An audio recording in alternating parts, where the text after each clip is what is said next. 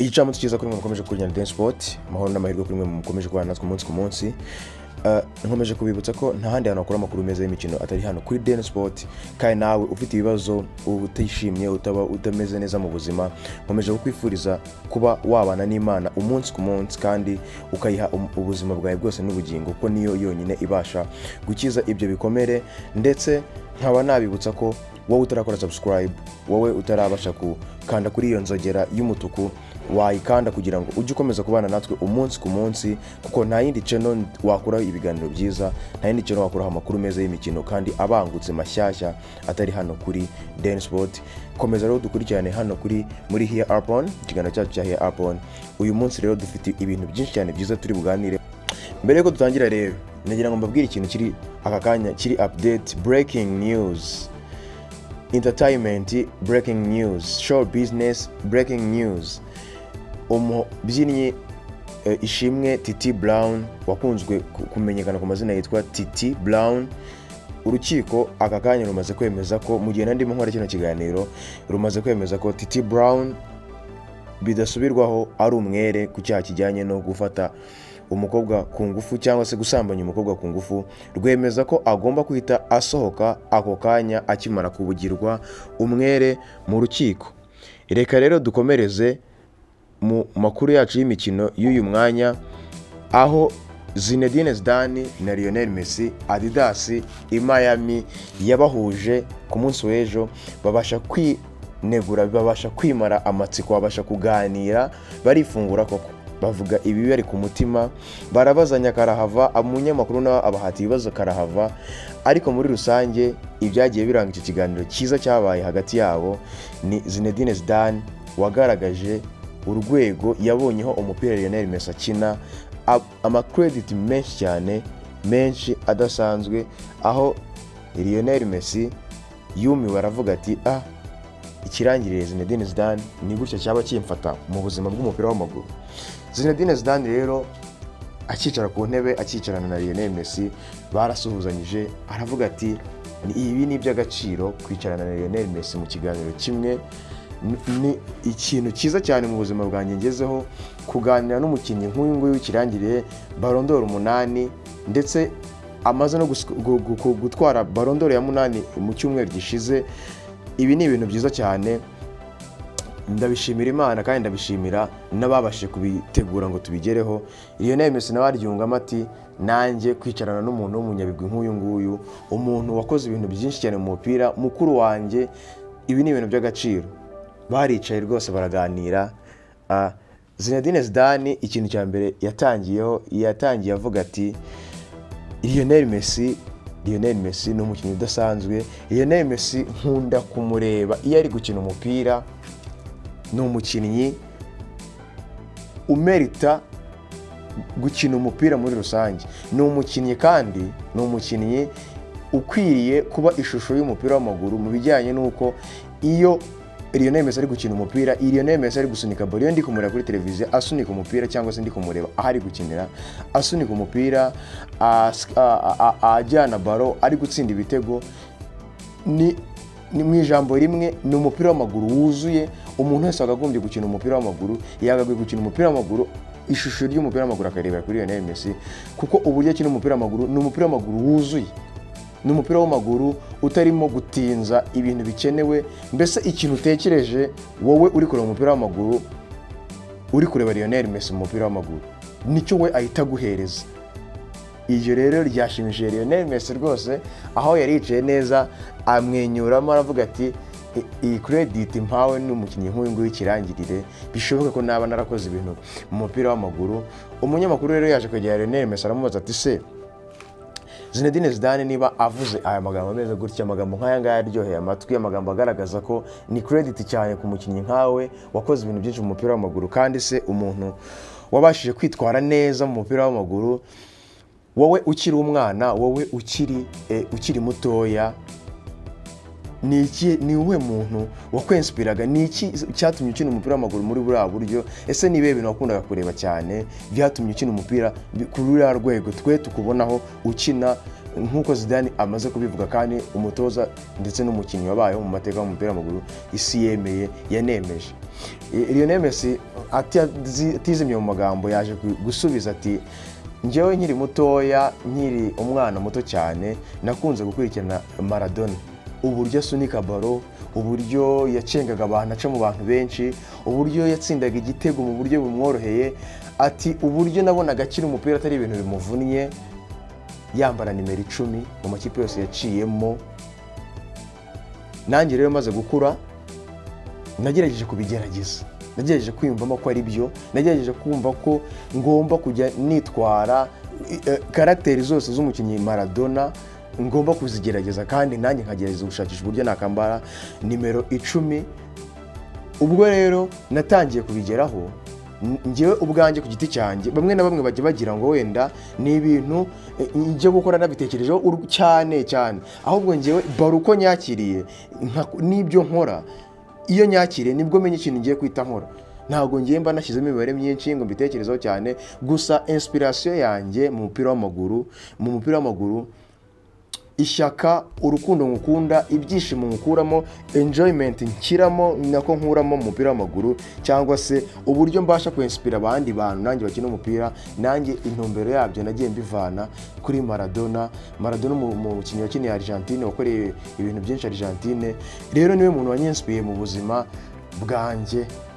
Lionel Messi rero yaje kwegera umukinnyi Zidane amubaza ikibazo cy'amatsiko, aravuga ati kuki habaye amanimero menshi cyane yakoze ibigwi mu mupira w'amaguru, wowe ukaba warahisemo muri Real Madrid kwambara nimero 5, niye mpamvu yabiguteye kugira ngo wambaye nimero 5? Uba ariyo nimero uhitamo mu manimero yose yari asanzwe hari mu mupira w'amaguru.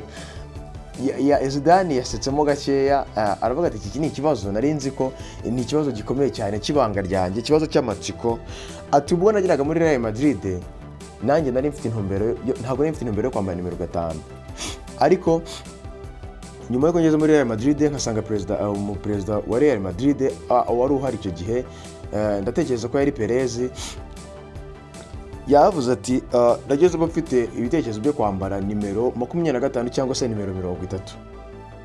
Ati rero perezida wa Real Madrid yarambwiye ati izo nimero ntabwo ari zo mupira w'amaguru. Izo nimero kandi nko ku mukinnyi nkawe wanditse amateka, umukinnyi wakoze ibigwi mu mupira w'amaguru, umukinnyi uzwi umaze kwandika izina, ntago izo nimero ari iz'umukinnyi zizamura izina ry'umukinnyi mu mupira w'amaguru. Uwo muperezida rero yaje kumbwira uti ambara nimero 5, ambara nimero uhereye kuri 1 kugeza ku 10. Izo nizo nimero z'umupira w'amaguru, European football, nizo nimero abakinnyi bo mu Burayi cyangwa se abakinnyi bakina umupira w'amaguru, football, apana football americain, zituma n'izina ryabo rizamuka, ndetse ni nazo nimero z'abafootballeur. Zidane rero yararebye ako kanya abona amanimero yose asigaye n'amanimero yose ahari, iyabisigayemo yabakunze nimero 5. Ati uwo mwanya rero nibwo nafashe umwanzuro wo kwambara nimero 5. Cyari ikiganiro cyiza cyane rero bahuza Lionel Messi na Zinedine Zidane, aho Zinedine Zidane yideklara yavuga ati football y'amaguru, football yabayeho, football twarebye twese. Lionel Messi ni umukinnyi w'igitangaza. Lionel Messi akina umupira neza. Lionel Messi uri kumureba ntajya kwima ibyishimo by'umupira w'amaguru ngo kwime icyo ukeneye kubona ako kanya, uburyo nyine wowe ubasha kwentereswa n'uburyo Lionel Messi agiye gukina, cyangwa se uburyo nkawo umukinnyi usobanukiwe umupira w'amaguru ubasha gutekereza ikintu kigiye kubaho ku mupira w'amaguru mu gihe Lionel Messi afite baro, nicyo Lionel Messi ataguhereza. Rero mpamya ko Lionel Messi ni umupira w'amaguru wuzuye, umukinnyi wabera icyitegererezo abandi bakinnyi b'umupira w'amaguru muri rusange. Byabaye ikiganiro cyiza cyane. Umunyamakuru yanezerewe cyane wari wabatumiye wa Adidas, aravuga ati iki kiganiro nkoze kiraryoshye cyane. Ni ikiganiro niba uzi ujya ukurikirana ama YouTube cyane kuri Adidas, kimaze gukurikirwa hafi 2,330 ingahe mu gihe cyari kimaze amasaha 18 kiri ku rubuga rwa Adidas kuri YouTube channel ya Adidas. Cyari ikiganiro kiryoshye, cyari ikiganiro kimeze neza, cyari ikiganiro gihuje abastari babiri, abantu bakomeye cyane mu mupira w'amaguru. Lionel Messi ufite Ballon d'Or 8, Zinedine Zidane ufite Ballon d'Or 2. Mbese cyari ikiganiro kiryoshye cyane. Umanager mwiza watwaye Zinedine Zidane watwaye Champions League 3 yikurikiranya. Mbese ntago byari ibintu bisanzwe, byari ibintu birenze, byari ibintu bikomeye cyane mu mupira w'amaguru kuba wahuza Lionel Messi na Zinedine Zidane mu kiganiro kimwe. Adidas rero yabashije gukora ikintu gikomeye cyane mu mupira w'amaguru, guhuza ibirangirire bibiri mu mupira w'amaguru, biza no gutuma abantu b'isi baryoherwa no kubona abantu nk'abo ngabo babasha guhura bakanezererwa. Dukomereje rero kuri saga iri hano i Burayi ikomeje gutrendinga cyane. Perez nyuma yo kutishimira isuzugurwa rya Kylian Mbappe, agaciro Perez we yarazi ko afite mu mupira w'amaguru, izina Real Madrid imaze kwandika mu mupira w'amaguru, gushaka umukinnyi Kylian Mbappe rote, umukinnyi wari ufite izina rikomeye cyane i Burayi ako kanya, mu ikipe nziza nka Real Madrid nayo yari ifite izina rikomeye cyane ako kanya. Perez we wanatekerezaga ko Kylian Mbappe agiye kumusimburira abakinnyi baciyemo bamaze iminsi bagiye bakomeye cyane nka Cristiano Ronaldo ndetse n'abandi bose, ndetse akabasha no kuzamura izina rya Real Madrid, byongera ku bakinnyi Real Madrid yari isanzwe ifite ako kanya, ba Karim Benzema, ba Vinicius Junior ndetse n'abandi benshi cyane bagiye bakomeye. Gusuzugura Perez, kutamuha icyubahiro akwiriye, kudahesha ikuzo ikipe ya Real Madrid, gukunda amafaranga kwa Kylian Mbappe uretse ko nta n'uyanga.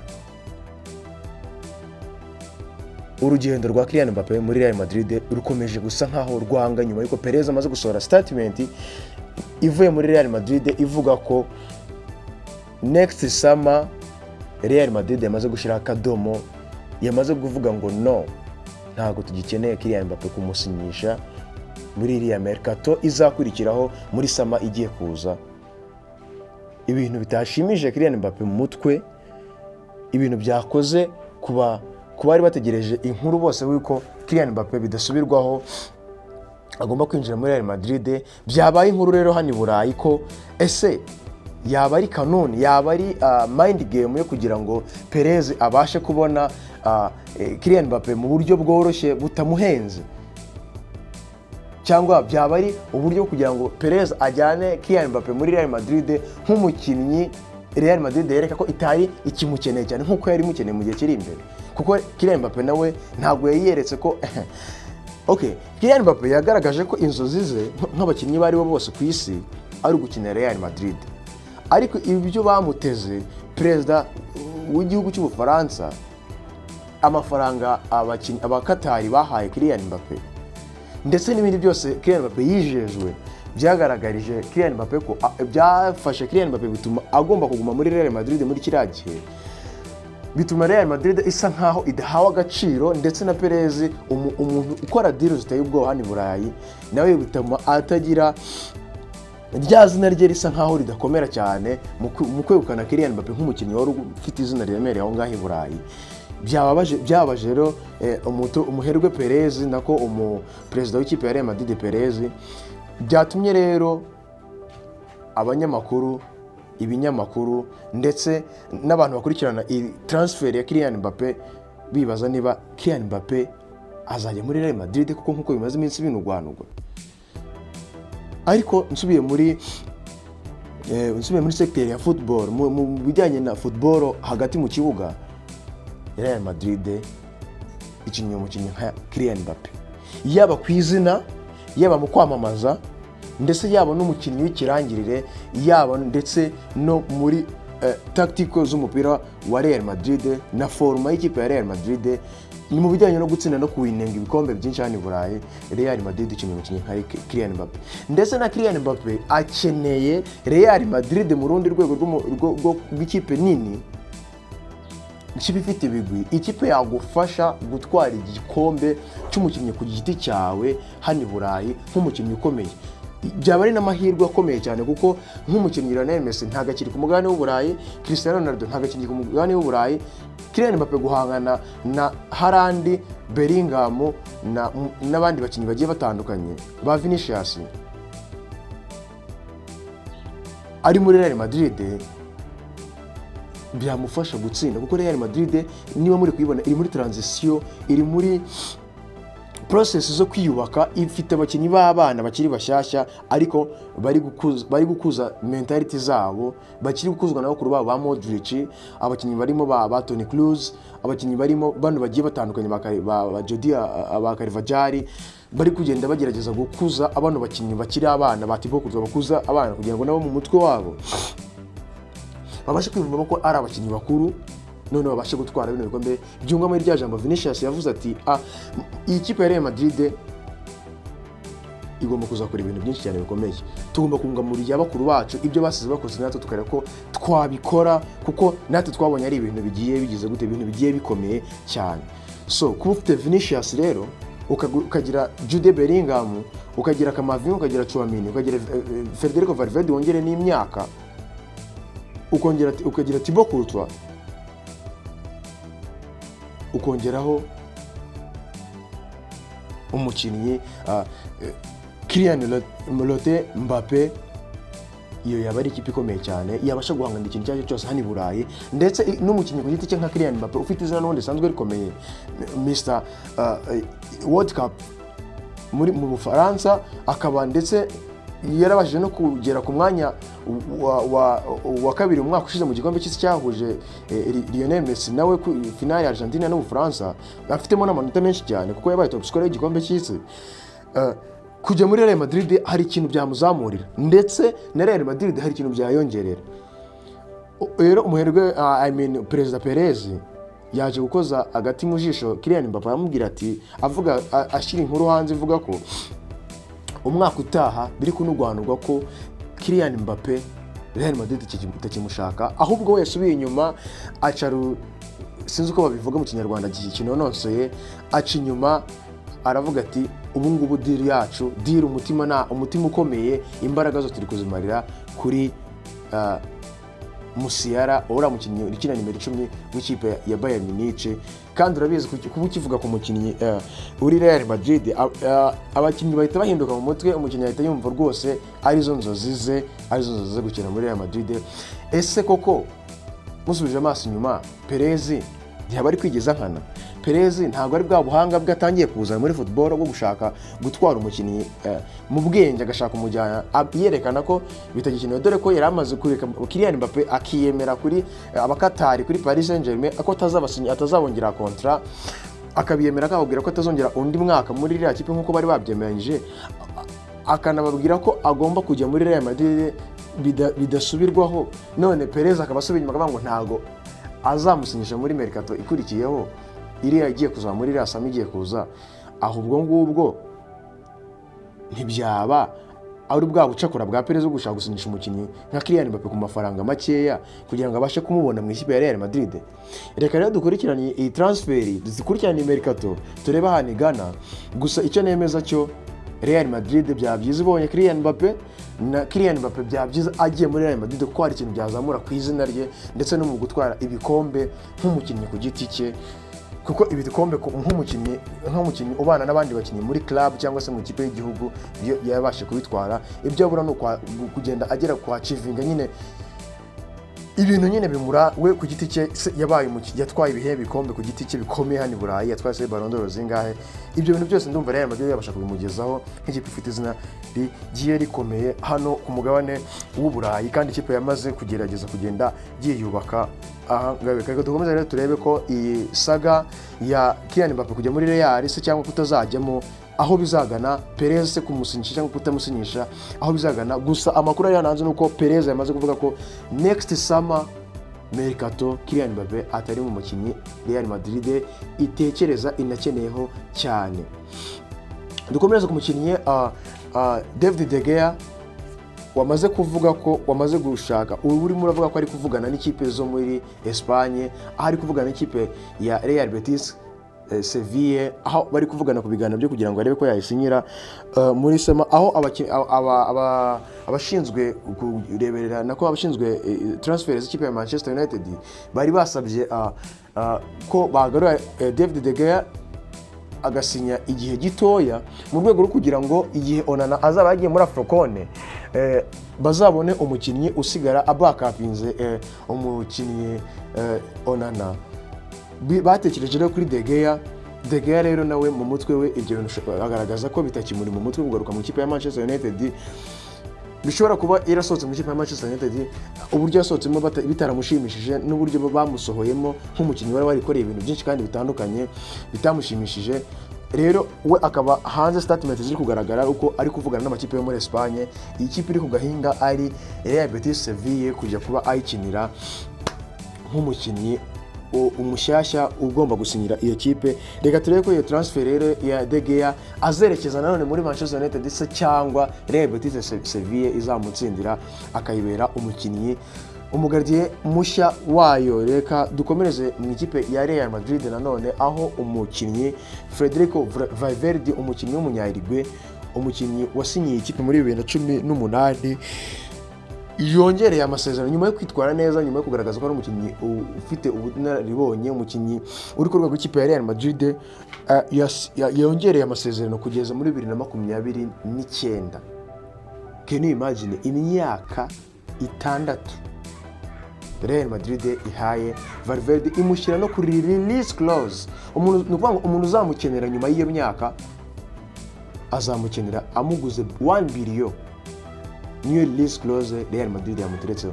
Federico Valverde rero kontra nshyashya muri Real Madrid, umukinnyi ugira amashoti manini nyuma ya surface, umukinnyi ufite ikintu bita ishyaka muri we, aho byamaze iminsi binugwana ko ikipe nka Liverpool imushaka, ikipe nka Chelsea nayo yamushatseho mbere gato. Byose byarangiye rero Real Madrid ibonye ko ari umukinnyi ufite inararibonye ikeneye cyane, kandi kuko ntawe utabibona umukinnyi w'umumediateri mwiza ukina 6 cyangwa 8 box to box, akongera akaba afite ubushobozi kuba yakina no ku ruhande. Real Madrid mukubise kontra y'imyaka 6 mishyashya. Amahirwe masaro kuri Federico Valverde mu ikipe ya Real Madrid. Reka dukomereze rero mu shampiyona hano Burayi, nayo araza kuba yamanutse muri iyi weekend, aho nk'ishampiyona y'Ubwongereza muri iyi weekend iraza kuba yamanutse kuwa gatandatu ku isaha ya 8:30. Ikipe ya Wolverhampton iraza kuba yakiriye ikipe ya Tottenham. Tottenham imaze iminsi itsinzwe n'ikipe ya Chelsea ibitego 4-1. Tottenham iraza kwisubiza icyubahiro cyayo, yongere isubire mu murongo wo gukomeza itsinda. Yabonye n'imituku 2, sinzi niba bitari buza kuyafekta kutabona iyo nsinzi. Ikipe ya Arsenal iraza kuba yakiriye ikipe ya Burnley ku isaha 11, n'indi mikino yose ku isaha 11 nibwo iraza kubiri kuba nk'umukino wa Crystal Palace n'ikipe ya Everton. Ikipe ya Manchester United iraza kuba yakiriye ikipe ya Luton. Saa 9:30 ikipe ya Bournemouth iraza kuba yakiriye Newcastle. Ku cyumweru saa 10 Aston Villa izaba yakinnye na Fulham. Brighton izaba yakinnye n'ikipe ya Sheffield. Liverpool izaba yakinnye n'ikipe ya Brentford. West Ham izaba yakiriye ikipe ya Nottingham Forest. Naho saa 12:30 karundura ikipe ya Chelsea imaze iminsi yitwaye neza ku ikipe ya Tottenham izaba yakiriye ikipe ya Manchester City. Reka turebe niba koko Chelsea yagarutse mu murongo wayo mwiza cyane. Reka dukomereze muri shampiyona y'igihugu cya Espagne, aho naho shampiyona kuri uyu wa gatanu iraza kuba yakomejeyo. Ikipe ya Atletico Club iraza kuba yakiriye Celta Vigo kuwa gatandatu saa 9 zuzuye. Ikipe ya Real Vallecano izaba yakiriye Girona. Girona imaze iminsi kubagana, Girona iteye ubwoba muri iyi shampiyona y'uyu mwaka. Ikipe ya Almeria izaba yakiriye ikipe ya Real Sociedad. Granada izaba yakiriye ikipe ya Getafe. Ikipe ya Osasuna izaba yakiriye ikipe ya Las Palmas. Ikipe ya Real Madrid izaba yakiriye Valencia. Ku cyumweru ikipe ya Barcelona izaba yakiriye Deportivo Alaves. Ikipe ya Sevilla izaba yakiriye ikipe ya Real Betis. Ikipe ya Atletico Madrid izaba yakiriye Villarreal.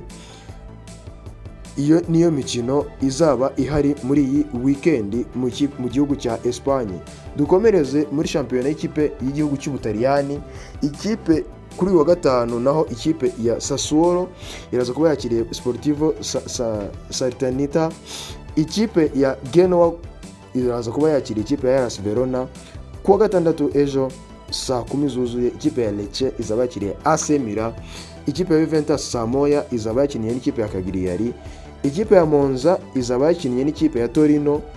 Ikipe ya Napoli izaba yakiriye ikipe ya Empoli. Ku cyumweru imikino izaba yakomeje n'ubundi niyo wa Napoli izaba iri ku cyumweru. Ikipe ya Fiorentina izaba yakiriye Bologna. Ikipe ya Udinese izaba yakiriye Atalanta. ikipe ya Lazio Roma izaba yakiriye AS Roma, ikipe ya Inter Milan izaba yakiriye ikipe ya Frosinone. Dukomereze mu gihugu cy'Ubudage aho kuri uyu wa gatanu naho shampiyona iraza kuba yamanutse. Borussia Mönchengladbach iraza kuba yakiriye Wolfsburg. Kwa gatandatu ejo Augsburg izaba yakiriye Hoffenheim. Bayern Munich izaba yakiriye Werder Bremen. Darmstadt 98 izaba yakiriye Mainz 05. Ikipe ya Stuttgart izaba yakiriye Borussia Dortmund. Ikipe ya Bochum izaba yakiriye Köln. Ikipe ya Bayer Leverkusen ku cyumweru izakira Union Berlin. Werder Bremen izakira ikipe ya Eintracht Frankfurt, naho Leipzig izakira ikipe ya Freiburg aho mu Budage. Mu France naho shampiyona uyu munsi iraza kuba yamanutse ku wa gatanu. Ikipe ya Montpellier iraza kwakira Lyon, iraza kwakira Nice. Ejo ku gatandatu Lens izakira Paris Saint-Germain isa 12. Ikipe ya Le Havre izakira ikipe ya Monaco. Ikipe ya Clermont izakira Lorient. Ikipe ya Lille izakira Toulouse ku cyumweru. Ikipe ya Metz izakira Nantes. Ikipe ya Lens izakira Olympique Lyonnais. Olympique Lyonnais iri mu minsi mibi cyane rwose, minsi idasanzwe. Ikipe ya Lens izakira Olympique Marseille, naho ikipe ya Stade de Brest 29 izakira Strasbourg. Aho ni mu Fransa aho imikino izaba yagiye imanuka. Kano kanya rero inkuru igiye hano hanze ya Real Madrid nyuma yo kubura Thibaut Courtois mu mezi abiri ashize ikaza kwitabaza umugardiye Kepa imutiye muri Chelsea. Umugardiye Kepa nawe yaje kugira ikibazo cy'imvune gitunguranye mu kaguru k'iburyo, muri miskle iza kugira ikibazo, biza kuba ngombwa ko ibyumweru 2 cyangwa se icyumweru kimwe ari byo yahawe kugira ngo aze yongera agaruke ameze neza. Ubwo rero ikipe ya Real Madrid igiye kuba yifashisha umugardiye wayo wa gatatu witwa Adrien Lonin, ari nawe wabashije kuyifatira ku mukino wa FC Braga na Real Madrid igihe Real Madrid muri Champions League yatsindaga ibitego 3-0. Real Madrid rero ikomeje gusafaringa mu gihe kibi cyo kubura abagardiye bayo bagendaga bayifasha. Reka turebe ko rero iyo Adrien Lonin hari ikintu ari buze kuba ayifasha muri iyi minsi y'inzibacyuho cyuko abagardiye bayo bombi babiri batameze neza mu bijyanye n'ubuzima cyangwa se mu bijyanye no kugira imvune zigiye zitunguranye. Dukomereje muri Liverpool nuko umukinnyi Mohamed Salah amaze kubona igihembo cy'umukinnyi w'ukwezi kwa 10 cya English Premier League, aho bamaze kukimuha nyuma yuko abigaragaye ko ari we wagize statistique nziza muri uku kwezi kwa 10. Mohamed Salah rero congratulation ku gihembo cyiza wabashije guhabwa nk'umukinnyi witwaye neza mu kwezi kwa 10 muri shampiyona y'Ubwongereza. Turabashimiye rero bakunzi bacu ba Den Sport, banyamuryango bacu ba Den Sport, mwese mukomeje kutuba hafi, mukomeze mukande subscribe, mukore share, mu commenting ku iki kiganiro cyacu, muduhe n'ibitekerezo, muduhe na credit cyangwa se mutugaye, mutubwire aho bitagenda neza. Ibitekerezo byanyu ni ingabo ikomeye kuri twebwe. So ibihe byiza rero, mwenjoying iyi weekend, mugire weekend nziza, mwibuke gukora siporo kandi mwibuke no kuba na n'Imana mu buzima bwanyu bwa buri munsi. Ciao rero, Den Sport turabakunda. Yari Mr. Yasser, Mr. Dako kuri Den Sport mu kiganiro cyanyu cyiza cya Here Upon. Don't miss.